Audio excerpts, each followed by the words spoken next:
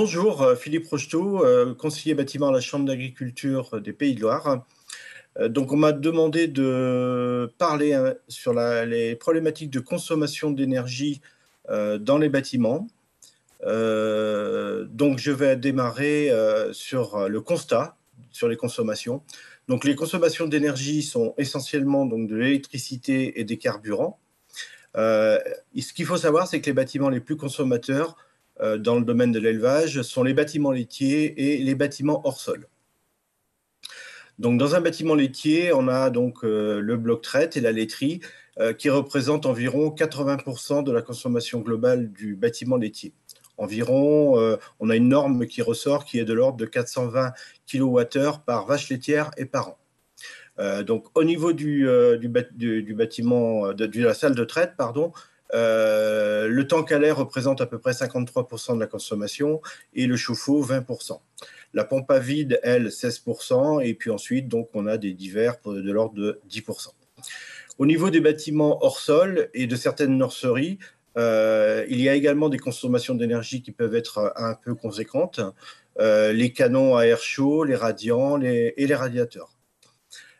Au niveau de la mécanisation sur les bâtiments bovins et quelques hors-sol également, on a la logique de raclage, des lisiers notamment et des fumiers. Donc les racleurs peuvent être consommateurs d'électricité et également des pompes de transfert quand on travaille avec des lisiers.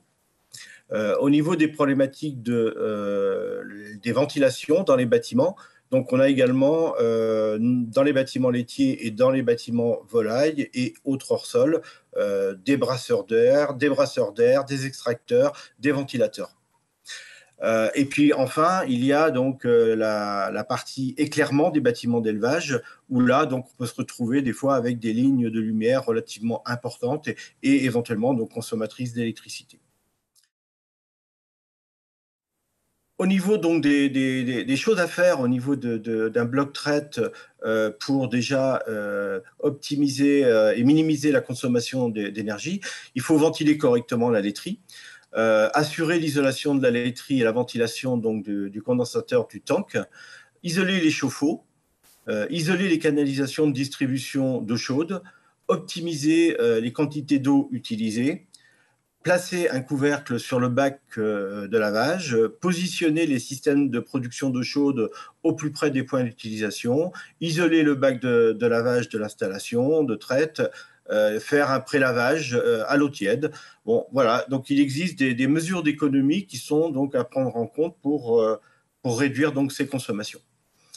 À côté de ça, il y a également des investissements judicieux. Vous avez par exemple le pré-refroidissement, donc qui permet de réduire la consommation du tank de 25 à 60% selon les situations. Dans ce domaine-là, on peut avoir un retour sur investissement de l'ordre de 5 à 6 ans. On peut aussi installer un récupérateur de chaleur, donc qui lui va capter la chaleur du tank afin qu'elle ne s'échappe pas et la récupérer, donc récupérer les calories pour que le chauffe-eau et maintenir une température de l'ordre de 55 degrés. Cela permet aussi donc de baisser la consommation électrique du chauffe-eau de l'ordre de 70 à 90%. Et là aussi, donc, on a un retour sur investissement qui est de l'ordre de 5 à 6 ans. Utiliser donc des pompes à vide à débit variable, et là, l'économie potentielle est de l'ordre de 40% de la consommation. On peut aussi donc recycler les eaux de nettoyage de la machine à traire et donc les réutiliser pour les besoins de lavage notamment. Investir dans un chauffe-eau solaire, même si on a un retour d'investissement qui est beaucoup plus long, de l'ordre de 15 ans, et investir dans un chauffe-eau d'eau thermodynamique pour utiliser l'air chaud et la recycler dans l'eau. Et là également, on aura un retour sur investissement de l'ordre de 15 ans. Au niveau des chauffages, dans les bâtiments hors sol notamment, le principe c'est surtout d'utiliser donc des outils performants pour réchauffer donc les bâtiments et surtout, et bien évidemment, bien isoler les bâtiments qui doivent être chauffés. Au niveau de la mécanisation du raclage, donc ce qu'on a pu constater, c'est qu'on a 3 types de racleurs dans les bâtiments bovins notamment et qui s'appliquent également dans les hors-sol. On a des racleurs hydrauliques, on a des racleurs à cordes et des racleurs à chaîne. Les racleurs hydrauliques sont les racleurs qui consomment le plus d'énergie. Ils consomment environ 30% de plus qu'un racleur à chaîne, par exemple, et 60% de plus qu'un racleur à cordes. Donc, passer à des racleurs à chaîne ou des racleurs à cordes dans les filières adaptées, je pense que c'est une bonne solution pour que l'on puisse réduire les consommations d'énergie sur la partie raclage. Il faut également optimiser la gestion des déjections avec des raclages que j'appelle directs pour éviter donc de mettre des pompes à lisier pour transférer ce lisier vers des fosses en extérieur. Au niveau de la ventilation des bâtiments agricoles, au niveau des bovins, notre logique est d'abord d'optimiser la ventilation naturelle des bovins laitiers, notamment, parce que ce sont des animaux qui vivent en bâtiment quasiment toute l'année. Donc on installe des parois ventilantes partielles, telles que des bardages claire-voie.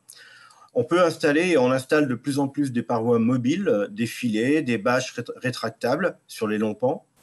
Et puis, on peut mettre également quelques extractions naturelles des gaz et de l'humidité par des faîtières ouvertes ou des cheminées. Faire en sorte donc que la conception des bâtiments bovins laitiers, nurseries et engraissement soit conçue pour fonctionner naturellement sans outils et équipements électriques. C'est possible et c'est la base déjà de la conception des bâtiments. Dans les bâtiments laitiers et bovins, on peut utiliser effectivement des ventilateurs ou des extracteurs, mais on essaye de réserver cela sur des périodes de canicule importantes et donc de consommation limitée. Pour les bâtiments dynamiques, les hors-sols, eh bien là, il faut, on l'a déjà dit, mais isoler correctement les bâtiments, puis utiliser des matériels appropriés sous contrôle, avec des sondes de température, d'humidité ou autres contrôles si besoin. Au niveau de l'éclairement des bâtiments, donc on recherche bien évidemment avant tout l'éclairement naturel des bâtiments durant la journée et on privilégie donc des rideaux translucides ou des fenêtres dans les longs pans pour pouvoir bénéficier de cette lumière naturelle.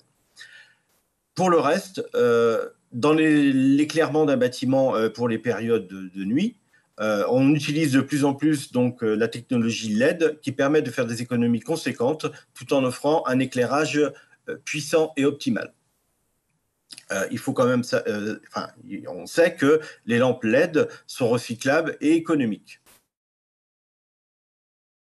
Donc, nous avons parlé de la consommation d'énergie dans les bâtiments, mais il faut quand même associer à la réflexion la production d'électricité, notamment dans les bâtiments.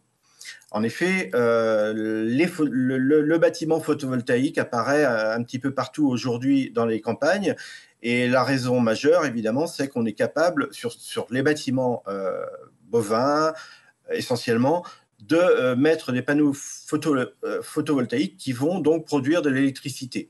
Et donc, la vente se fait sur le réseau. Et on peut envisager aussi demain donc d'avoir une consommation directe sur place de l'électricité produite. Alors, le process, il est bien au point. Il faut cependant conjuguer les ratios investissement-production donc pour en définir les rentabilités. Certains bâtiments existants peuvent recevoir des panneaux photovoltaïques pour envisager donc soit de vendre l'électricité ou soit de percevoir une location de toiture. C'est ce qu'on appelle aussi du tiers investissement dans le domaine du photovoltaïque. Dans tous les cas, les bâtiments deviennent une source de production positive d'énergie. Les agriculteurs, donc portant des projets de construction à neuf, raisonnent très souvent donc le projet avec le process photovoltaïque, même si le prix de vente de l'électricité est aujourd'hui en baisse. L'équilibre financier reste acceptable dans de nombreuses situations. En conclusion, la ferme à énergie positive se construit aujourd'hui à partir de deux leviers principaux. L'adaptation et la rénovation des bâtiments existants, permettant donc d'améliorer les performances du ratio vente des produits plus production d'énergie, donc par rapport au coût de fonctionnement du bâtiment.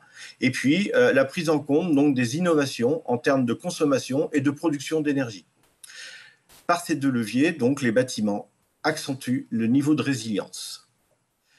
Je vous remercie et à bientôt.